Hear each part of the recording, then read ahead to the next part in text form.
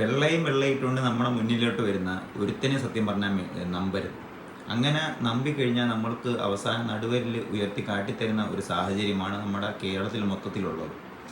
ഇവരുടെയൊക്കെ ആയിട്ടുള്ള സ്ഥാനമാനങ്ങൾക്ക് വേണ്ടിയും പണത്തിന് വേണ്ടിയിട്ടും മാത്രമാണ് ഇവർ രാഷ്ട്രീയത്തിൽ നിലനിൽക്കുന്നതും അതിനു വേണ്ടിയിട്ട് കുതികാല് കുത്താൻ ശ്രമിക്കുന്നതും അതിനു വേണ്ടിയിട്ട് ഓരോരുത്തരെ കൂടെ ഓരോ വർഗീയ പാർട്ടികളുടെ കൂടെ ചേരുന്നതും എല്ലാം അതിനു വേണ്ടിയിട്ട് മാത്രമാണ്.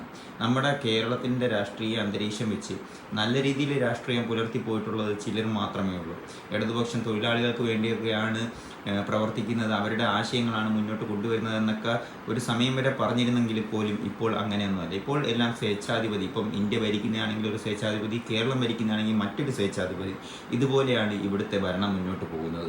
വളരെയധികം കഷ്ടകരവും ദുഷ്കരവുമായിട്ടുള്ള ഒരു പ്രവണതയിലാണ് ഭരണം മുന്നോട്ട് പൊയ്ക്കൊണ്ടിരിക്കുന്നത്. വളരെയധികം എല്ലാ രീതിയിലും